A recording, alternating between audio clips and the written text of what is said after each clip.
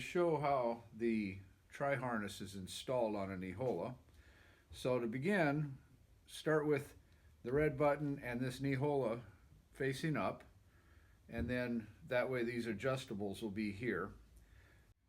Okay, so you take and loosen this way loose right like that, and you see it comes back up underneath here, and you go around and behind and then back over here, and then stick it in right here, and then back up.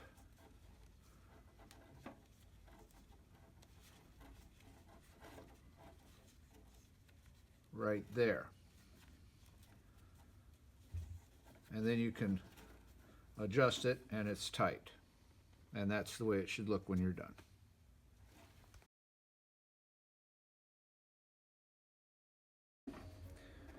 So the next step is you push these through this area right here. Like that.